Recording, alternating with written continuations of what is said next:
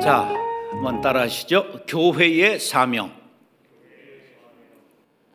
우리 시대에 광인론이라고 하는 목회 철학을 가지고 제자 훈련에 아주 온 생명을 바쳤던 위대한 옥한흠 목사님이라고 하는 분이 계십니다.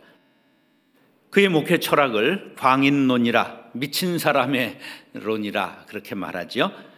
그가 이런 말씀하셨어요. 광인을 다른 말로 표현하면 전심을 다하는 사람이다. 광인에게 중요한 것은 기술이 아니라 정신이다. 광인은 열매보다 뿌리를 중요시 여긴다. 광인은 무리를 보지 않고 한 사람에게 집중한다. 광인은 사람을 살리고 세우고 동역자로 만드는 사람이다. 광인은 본질을 깨달은 사람이다. 제자를 만드는 것은 목회의 본질이다. 제자 훈련에 목숨을 걸어야 한다고 주장했습니다.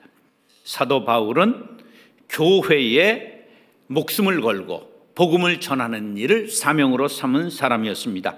그의 사명을 한마디로 정리하라면 복음 전하여 교회다운 교회를 세우는 사명이었습니다.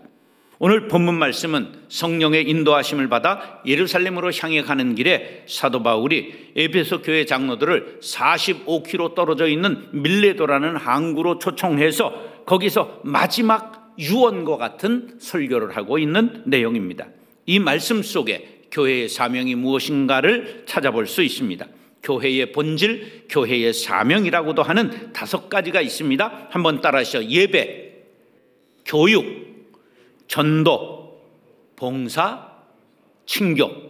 강조점에 따라서 조금 순서가 다르기도 합니다. 오늘 본문의 순서를 따르면 예배, 친교, 전도, 교육, 봉사 그렇게 되고 리고레는 그 방법을 사용했습니다. 자, 사명을 인식하는 것은 매우 중요합니다. 왜냐하면 사명을 깨달아야 바른 길을 갈 수 있기 때문입니다. 사명의 중요성 8가지를 정의하면 첫째, 방향을 규정한다. 둘째, 기능을 명확히 한다. 미래에 초점을 맞출 수 있다. 결단을 내릴 때 지침이 된다. 사역의 일치를 고취한다. 전략을 수립하는 데 도움이 된다. 사역의 효율성을 높인다. 평가를 쉽게 할 수 있다는 장점이 있습니다. 사랑하는 형제 자매 여러분, 이런 이해를 가지고 본문 말씀을 상고할 때 교회의 사명을 깨닫고 응암교회를 반석 위에 세우는 우리 모두가 될 수 있기를 예수님의 이름으로 축원합니다. 따라하시죠. 교회는 예배하는 곳입니다. 교회는 뭐 하는 곳이라고요? 예배하는 곳입니다. 사도 바울은 가는 곳마다 복음을 전하고 예수를 구주로 영접하는 사람들을 모아 교회를 세웠습니다. 그때 교회는 가정교회였습니다. 그리고는 예배하고 교육하고 지도자를 세워놓고는 다른 곳으로 가서 똑같은 일을 반복했습니다. 교회는 예수를 구주로 믿고 죄사함 받아 하나님의 자녀된 성도들이 모여 뭐 하는 곳이라고요? 예배 드리는 곳입니다. 그리고 성경 공부하고 복음 전하며 봉사하고 성도의 교제를 나눕니다.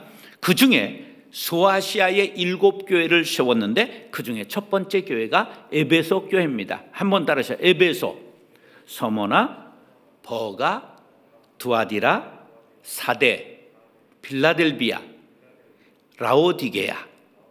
그래서 이제 앞자를 따가지고 에소보두 사빌라 이렇게 해서 우리 이제 시험을 신학교 때 보고 하니까 이렇게 외웠습니다. 한번 해보세요. 에소보두 사빌라.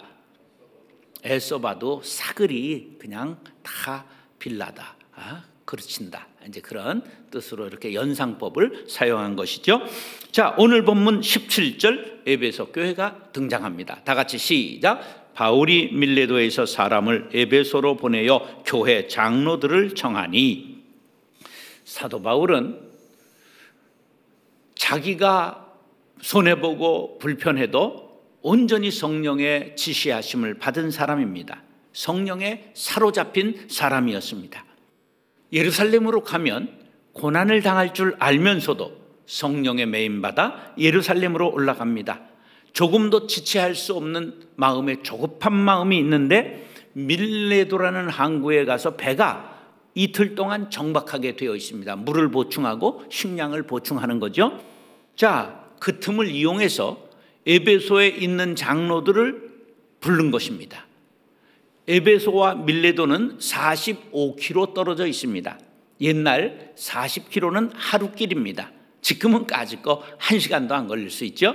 그런데 하루길 그곳으로 초청해서 이제 에베소 교회 장로들에게 그가 유언과 또 같은 말씀을 남기는 것입니다. 왜 그리로 초청을 했을까? 19장에 보면 사도 바울은 에베소에서 두란노 성원에서 가르치고 또 교회를 세워서 가르치면서 2년 3개월이라는 기간을 머무른 것이 성경에 나타나요. 그런데 3년 동안 이런 말씀이 나오는 걸 봐서 햇수로 3년, 정확하게는 2년 3개월이 아니었는가 이렇게 생각하는데, 그곳에서 복음을 전하고 교회를 세워서 많은 사람들이 주께로 돌아왔습니다. 그런데 어떤 일이 일어났느냐 하면 전부 예수 믿는 사람이 많아지니까 우상단지를 버렸어요. 그런데 그 도시에 에베소에 데메드리오라고 하는 사람이 우상 만드는 공장 사장님이에요. 그런데 우상이 점점 수익이 줄어들어서 그 원인을 알아보니까 이 사도 바울이라고 하는 바울이라는 사람이 교회를 세워서 사람들을 꼬셔가기 때문이다 이렇게 생각하고 사람들을 모아서 그가 폭력을 행사하기 시작했습니다. 그래서 소동이 일어나는 바람에 사도 바울이 급히 에베소를 떠나게 되었습니다. 그래서 에베소 교회 장로들에게 그 어떤 일에 힘쓰라고 교회를 어떻게 세우라는 것을 가르치지 못한 채 떠난 것이 못내 아쉬워서 그들을 밀레도로 불러서 유언과 또 같은 설교를 한 것이 본문 말씀입니다. 사람의 말 중에 가장 효력 있는 말이 뭐죠? 유언입니다. 유언이 법적으로도 가장 효력이 있습니다. 오늘 말씀이 아주 교회의 사명이 쏙 박혀있는 보석과 같은 말씀입니다. 교회의 첫 번째 사명이 뭐라고요? 예배의 사명입니다. 교회는 무엇하는 곳이라고요? 예배하는 곳입니다. 그래서 교회 건물을 예배당이라고 부릅니다. 예배는 양보할 수 없는 교회의 첫 번째 사명입니다.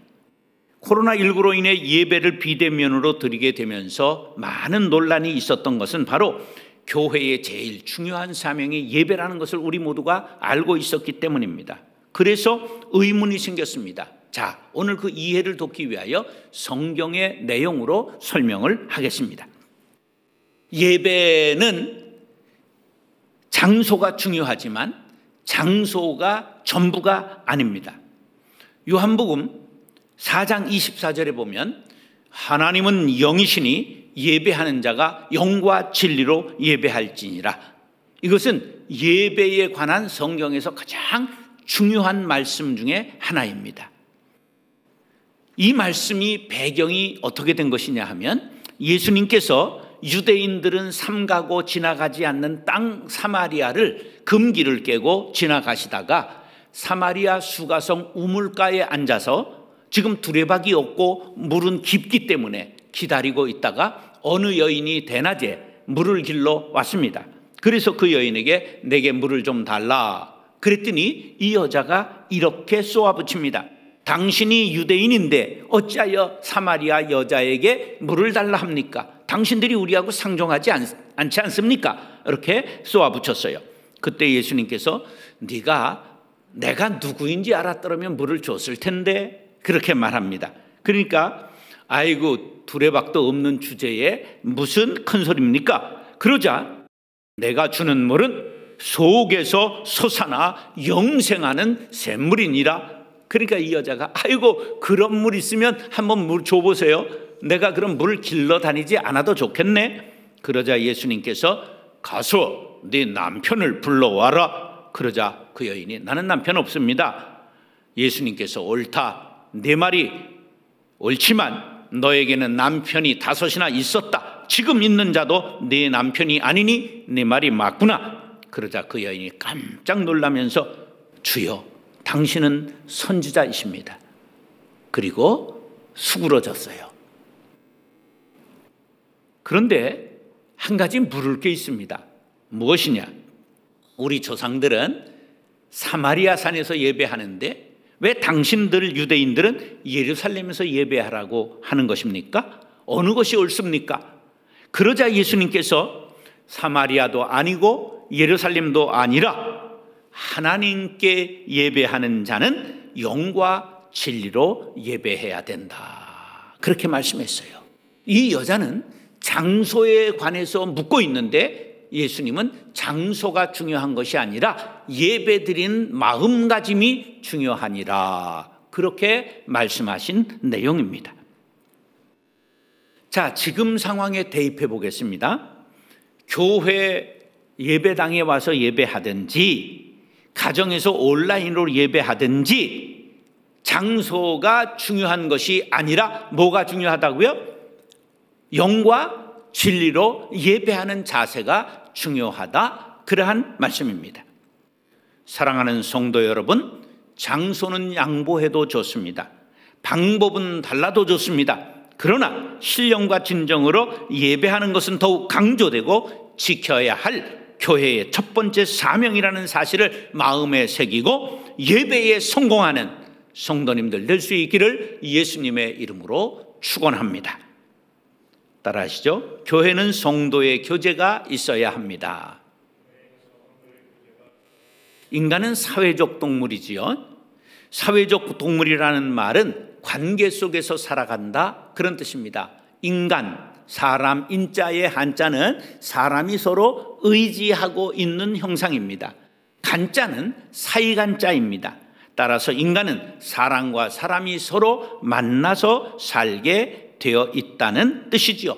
교회의 성도들도 마찬가지입니다. 서로 사귐이 중요합니다. 18절로 19절 시작. 오매 그들에게 말하되 아시아에 들어온 첫날부터 지금까지 내가 항상 여러분 가운데서 어떻게 행하였는지를 여러분도 아는 바니 곧 모든 겸손과 눈물이며 유대인의 관계로 말미암아 당한 시험을 참고 주를 섬긴 것과. 사도 바울은 내가 목사다, 내가 사도다, 목에 힘주고 거드름 피우고 항상 그러지 않고 성도들 가운데 항상 자신은 함께 뒹굴었다고 말씀하고 있습니다. 목사가 성도들과 동떨어져 계급화되면 안 됩니다. 그러면 장로들이 계급화되고 권사들이 계급화되고 교회는 망가지게 되어 있습니다. 항상 지도자들은 성도들과 함께 뒹굴면서 존경받을 수 있는 목자가 되어야 합니다. 그런 목사님 만나게 해달라고 기도하시기 바랍니다. 19절에 보면 겸손, 눈물, 인내, 섬김이라는 네 단어가 나옵니다. 겸손은 덕 중에 제일 아름답고 성숙한 덕입니다. 겸손의 겸자는 말씀 언변의 낫겸자입니다. 낫은 이렇게 고개를 항상 숙이고 있습니다. 뭐가 이렇게 숙여야 되느냐? 말이, 그의 말이 항상 머리를 수그리고 있어야 된다는 것이 겸손 겸자입니다. 눈물은 긍휼을 뜻합니다. 남의 아픔과 함께 눈물을 흘리고 불쌍히 여기는 마음을 뜻합니다. 인내는 서로에 대하여 가장 힘써야 할 일입니다. 사랑은 오래 참고 모든 것을 참는 것이 사랑입니다. 섬김은 예수님의 정신이요 모든 그리스도인이 닮아야 할 근본적인 태도입니다. 이렇게 겸손, 긍휼, 인내, 섬김의 정신을 가지고 성도의 교제를 나누면 가까이 있어도 다툼이 없고 기쁘고 즐거울 수 있습니다. 그런데 교만하고 남에 대해 비판적이고 참지를 못하고 대접받으려는 사람이 곁에 있으면 힘듭니다. 그런 남편이 은퇴하고 집에 들어와 삼식이가 되면 마누라한테 버림을 받게 되는 것입니다. 성도의 교제가 돛타운 교회를 공동체성 교회라고 말합니다. 코로나19가 그냥 어려운 광풍으로 우리들에게 다가올 때 교회라고 예외는 아닙니다. 그런데 이 어려움을 극복하고 헌금 잘 나오고 사람들이 더 주중에도 이렇게 왔다 갔다 교회를 방문하며 기도하고 그런 교회들을 조사해 보니까 공동체성이 높은 교회인 것을 알 수가 있었습니다. 이만큼 성도의 교제가 중요합니다. 주 믿는 형제들, 사랑의 사귐은 천국의 교제 같으니 참 좋은 친교라. 하나님 보좌 앞 다 기도 드리니 우리의 믿음 소망이 주 안에 하나라. 피차의 슬픔과 수고를 나누고 늘 동고동락하면서 참 사랑을 나누네. 또 이별할 때에 마음 비록 슬퍼도 주 안에 교제하면서 또 다시 만나리. 참 좋은 찬송가입니다. 시편 133편 1절 다 같이 읽겠습니다. 시작. 보라, 형제가 연합하여 동거함이 어찌 그리 선하고 아름다운고. 아멘. 사랑하는 성도 여러분, 겸손과 긍휼과 인내와 섬김으로 성도의 계제를 나누는 응암교회 공동체가 되기를 예수님의 이름으로 축원합니다. 따라서 생명 걸고 복음을 전해야 합니다. 사도 바울은 오고 오는 모든 세대의 교회의 아버지인 동시에 모든 그리스도인들의 모델입니다. 특히 목회자들에게는 영원한 스승이 됩니다. 교회의 세 번째 사명, 전도의 사명 혹은 선교의 사명이라고 합니다. 이는 복음 전파의 사명을 일컫는 말입니다. 오늘 본문에는 복음 전파의 사명을 위해 목숨까지 내놓았던 사도 바울의 채취가 물씬 풍기고 있습니다. 20절부터 27절 사도 바울이 피력한 복음 전파의 사명을 강조하고 있는 큰 글씨만 다 같이 읽겠습니다. 시작. 전하여 가르치고 믿음을 증언한 것이라. 예루살렘으로 가는데 네게 증언하여 주 예수께 받은 사명 은혜의 복음을 증언한 일을 마치려 하면은 하나님의 나라를 전파하였으나 여러분에게 증언하거니와 다 여러분에게 전하였음이라. 지금 읽은 말씀은 전부 전도, 전파, 증언, 이것이 복음 증거에 관계된 말씀이 가득 들어 있습니다. 구구절절 복음을 전하기 위해 살고 복음을 위해 죽기로 다짐한 사도 바울의 결의에 찬 모습을 발견할 수 있습니다. 사울이라는 청년이 예수 믿는 사람들을 이제 유대교를 거스리는 이단이라고 생각하고 이단을 척결하려고 이웃나라 다메섹으로 피신한 기독교인들을 체포하기 위해 가다가 다메섹 언덕에서 부활하신 예수님을 만나 변하여 복음 전파하는 사명을 갖게 되었습니다. 핍박자에서 전도자로 변했지요. 이때로부터 30년 먹든지 마시든지 무엇을 하든지 오직 예수, 오직 복음, 오직 교회를 위해 살았습니다. 그리고 제자들에게 오고 오는 모든 세대 성도들에게 복음을 전파하라 명령하고 있습니다. 디모데후서 4장 1절 2절 말씀 시작. 하나님 앞에 살아있는 자와 죽은 자를 심판하실 그리스도 예수 앞에서 그가 나타나실 것과 그의 나라를 두고 엄히 명하노니 너는 말씀을 전파하라. 때를 얻든지 못 얻든지 항상 힘쓰라. 범사의 오래 참음과 가르침으로 경책하며 경계하며 권하라. 할렐루야. 사도 바울은 항상 환난과 핍박, 고난을 곁에 끼고 살았으나 주 예수께 받은 복음의 전파 사명을 위해 생명을 초계와 같이 여기고 버리고 던졌습니다. 그 사명, 그 열정으로 인해 세계의 복음이 전해진 것입니다. 그리스도인들은 누구나 복음 전파의 사명을 받은 것을 인식해야 됩니다. 마음을 들이고 시간을 들이고 물질을 들이고 심지어 생명까지도 복음을 전파하기 위해 드려야 합니다. 미쳤다는 소리를 듣도록 복음에 미쳐야 합니다. 미치지 않고는 큰 일을 이룰 수 없습니다. 학문도 사랑도 예술도 온전히 미쳐야 경지에 오를 수 있습니다. 불광불급. 미쳐야 바로 미치지 않으면 미치지 못한다. 미쳐야 도달한다. 그러한 뜻입니다.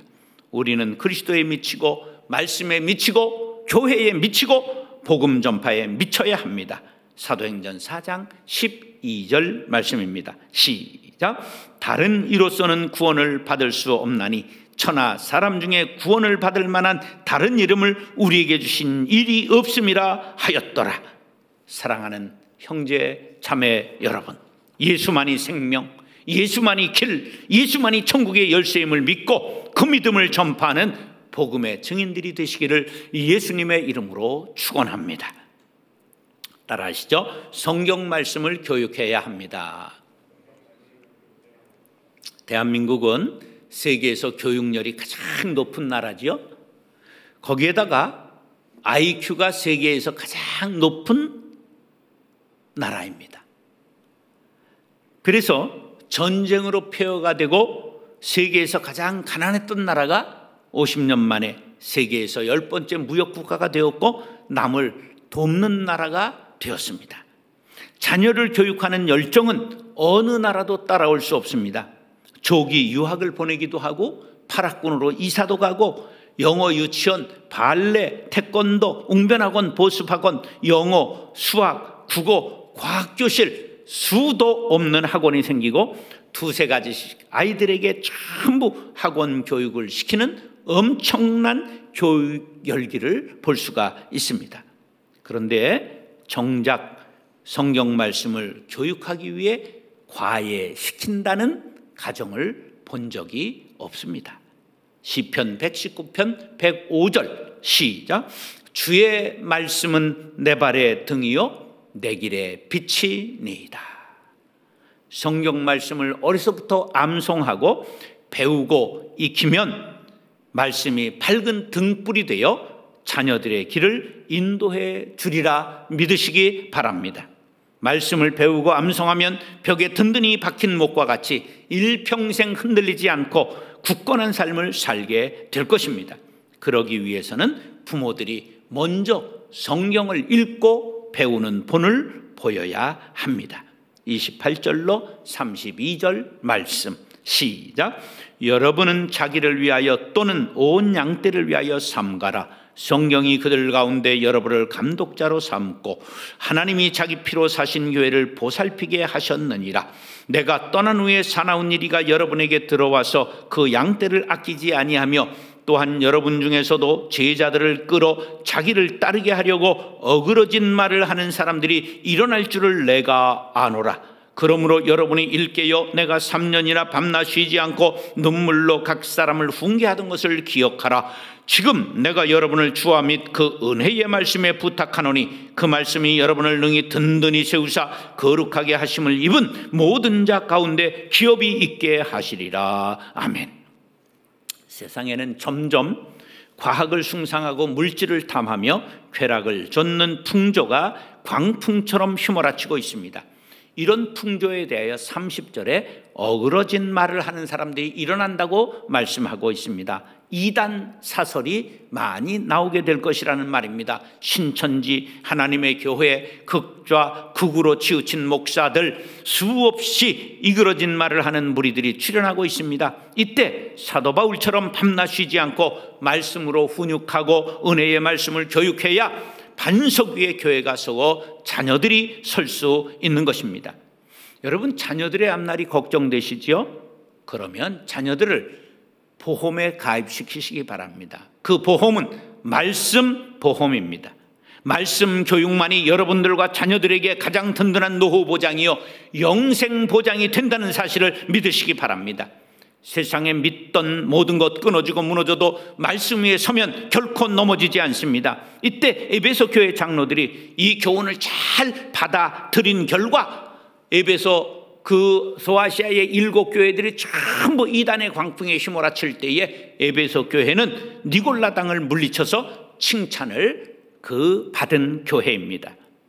교회에서 말씀을 교육하는 운동이 일어나야 합니다. 가정에서 말씀을 교육하는 운동이 일어나야 됩니다. 직장에서 말씀을 교육하는 운동이 일어나야 됩니다. 이 길만이 어그러진 말이 난무하는 이 말세를 이길 수 있는 힘을 갖게 하는 유일한 길임을 믿으시기 바랍니다. 히브리서 4장 12절 13절 말씀 시작. 하나님의 말씀은 살아있고 활력이 있어 좌우의 날선 어떤 검보다도 예리하여 혼과 영과 및 관절과 골수를 찔러 쪼개기까지 하며 또 마음의 생각과 뜻을 판단하나니 지으신 것이 하나도 그 앞에 나타나지 않음이 없고 우리의 결산을 받으실 이의 눈앞에 만물이 벌거벗은 것 같이 드러나느니라. 아멘. 사랑하는 성도 여러분, 교회의 네 번째 사명, 말씀을 교육하는 일에 성공하는 응암교회와 가정들이 될 수 있기를 예수님의 이름으로 축원합니다. 마지막으로 따라하시죠. 봉사해야 합니다. 사도 바울이 에베소 교회 장로들에게 마지막으로 부탁한 것은 약자들을 도우라는 말씀이었습니다. 2000년 전 사회복지 제도가 없었던 그때 얼마나 가난한 사람들이 많았겠습니까? 지금도 마찬가지죠. 가난은 나라님도 구하지 못한다는 말과 같이 약자는 언제나 우리 곁에 있습니다. 특별히 코로나19로 봉쇄된 세상에 수없는 약자가 출현하고 있습니다. 이때 교회가 빛을 발할 수 있는 절호의 기회임을 아시기 바랍니다. 쓰다가 남은 것, 먹다가 남은 것으로 구제하는 것이 아니라 처음부터 교회 재정의 몇 %를 구제와 봉사에 사용할 것인가를 결정해야 됩니다. 사도 바울은 우리들에게 간곡하게 권면하고 있습니다. 33